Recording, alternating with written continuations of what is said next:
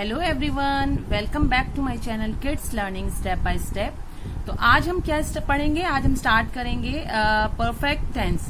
मैंने अपनी previous video में आपको present indefinite, past indefinite and future indefinite and present continuous, past continuous and future continuous सिखा दिए थे, जिसका मैं लिंक आपको डिस्क्रिप्शन बॉक्स में डाल दूंगी। आज जो हमारा स्टार्ट होता है टेंस, वो स्टार्ट होते हैं परफेक्ट टेंस। तो सबसे पहले हम स्टार्ट करते हैं, चलिए। Present perfect tense. Present perfect tense जो होता है वो जिसके जब आप हिंदी में उसका सुनेंगे सेंटेंस, तो उसमें लास्ट में आवाज आती है चुका है, चुकी है या फिर चुके हैं। जैसे यहाँ ले लेते हैं एक एग्जाम्पल, वह जा चुका है। तो इसमें क्या रूल्स होते हैं? देखिए, सब्जेक्ट होता है सबसे पहले। सब्जेक्ट वो होता है जिसके बारे में बात हो रही है। जैसे यहाँ पे देखिए सब्जेक्ट है वह, फिर उसके बाद हैज या हैव आता है, और उसके बाद वर्ब थर्ड फॉर्म में आता है। तो देखिए, जो भी परफेक्ट टेंस होगा उसका वर्ब थर्ड फॉर्म में आएगा, और यहाँ पे फिर उसके बाद ऑब्जेक्ट आता है अगर सेंटेंस में ऑब्जेक्ट है। तो अब ये सवाल आता है कि हैज कहाँ आता है और हैव कहाँ आता है। तो देखिए, हैज जो है, हैज ही, शी, इट या कोई नाम या कोई भी सिंगुलर सब्जेक्ट। सिंगुलर सब्जेक्ट से मतलब यह है कि जो भी आप सेंटेंस पढ़ रहे हो वो एक होना चाहिए, ठीक है। और उसके बाद हैव कहाँ आता है? हैव यू, दे, वी, आई, कोई भी प्लूरल सब्जेक्ट, उनके साथ हैव आता है। अब एग्जाम्पल देखिए आप, जैसे वह जा चुका है, तो यहाँ वह की इंग्लिश हो गई है ही, और उसके बाद जो चुका है उसकी लगाएंगे हैज, और उसके बाद जाने की लगाते हैं गो, और गो में क्योंकि गो की थर्ड फॉर्म होती है गॉन, तो हो जाता है वह जा चुका है, ही हैज गॉन। और अगर हम प्लूरल का एग्जाम्पल लें, तो जैसे वे जा चुके हैं, तो वे की इंग्लिश यानी दे, और चुके हैं हैव आ गया है क्योंकि ये प्लूरल का है। दे बहुत सारे हैं, एक से ज्यादा हैं, और गॉन क्योंकि जाने की थर्ड फॉर्म यानी गो की थर्ड फॉर्म गॉन होती है। अब आते हैं इसी के, अगर हमें निगेटिव सेंटेंस बनाना है, निगेटिव यानी कि सब्जेक्ट, उसके बाद हैज या हैव, उसके बाद नॉट, फिर वर्ब आता है अपनी थर्ड फॉर्म में। तो एग्जाम्पल देखिए आप, जैसे ही हैज नॉट गॉन, यानी हैज या हैव जो भी आता है उसके बाद नॉट आता है निगेटिव सेंटेंस में।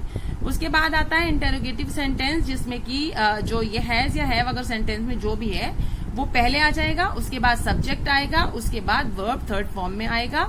और फिर एग्जाम्पल देखिए आप, जैसे हैज ही गॉन, यहाँ पे क्या था? जैसे ही हैज गॉन, अगर हम इसका इंट्रोगेटिव बनाना है तो हैज ही गॉन, और उसके बाद हम क्वेश्चन मार्क लगा देंगे।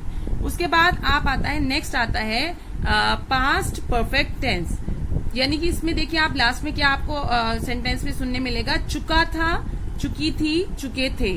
अब जैसे एग्जाम्पल है, वह खाना खा चुकी थी, तो इसमें देखिए पहले क्या होता है? सब्जेक्ट, सब्जेक्ट के बाद हेड आता है। जैसे वहां पे हैज या हैव आया था, यहाँ पे हेड आता है, और उसके बाद वर्ब थर्ड फॉर्म में आता है। तो अब देखिए यहाँ पे एक आसानी है कि यहाँ ये नहीं देखना पड़ेगा कि हेड किस किस के साथ आएगा। यहाँ चाहे कोई ही हो, शी हो, इट हो, या कोई नाम हो, यू हो, दे हो, वी हो, आई हो, यानी कोई भी सिंगुलर या फिर प्लूरल दोनों ही सब्जेक्ट वाले सेंटेंस में जो है आप हेड लगाएंगे।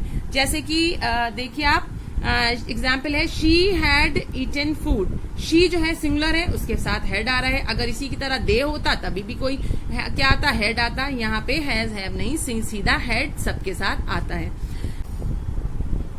अब देखिए क्या होता है, निगेटिव सेंटेंस है। निगेटिव सेंटेंस में पहले सब्जेक्ट, फिर हेड, उसके बाद नॉट, और उसके बाद वर्ब की थर्ड फॉर्म। फॉर एग्जाम्पल, जैसे she had not eaten food, तो देखिए यहाँ पे हेड के बाद नॉट आ गया है।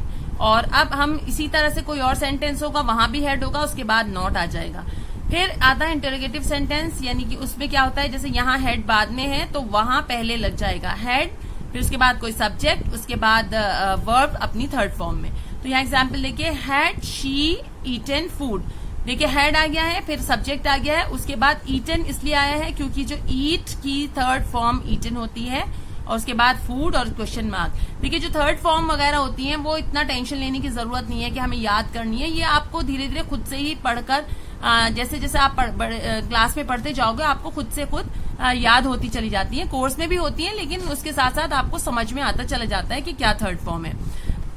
अब आता है फ्यूचर परफेक्ट टेंस, जिसमें की आवाज आती है हिंदी की जो सेंटेंस होता है उसमें, चुका होगा, चुकी होगी। जैसे कि देखिएगा, वह जा चुका होगा, तो यहाँ रूल क्या होता है, पहले है सब्जेक्ट, फिर विल या शैल, हैव, यानी विल हैव या फिर शैल हैव आता है, फिर वर्ब थर्ड फॉर्म में आता है और ऑब्जेक्ट आता है उसके बाद। जैसे एग्जाम्पल देखिए आप, वह जा चुका होगा, तो वह तो समझ में आ गया है, ही विल हैव गॉन, यानी कि देखिए गॉन थर्ड फॉर्म आ गई है जाने की, और विल हैव यहाँ लग गया है, सब्जेक्ट पहले आ गया है।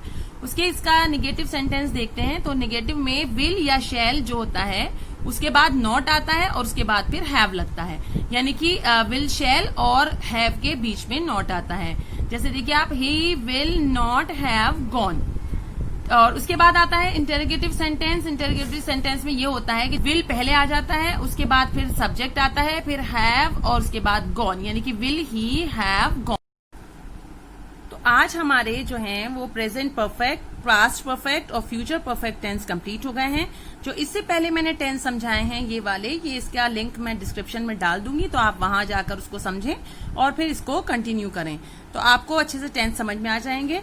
तो आप मेरी वीडियो को लाइक करें, शेयर करें, सब्सक्राइब करें और बेल आइकन जरूर दबाएं ताकि आपको मेरी आने वाली वीडियोस का नोटिफिकेशन मिलता रहे। तब तक के लिए आप मेरी वीडियोस का इंतजार करें।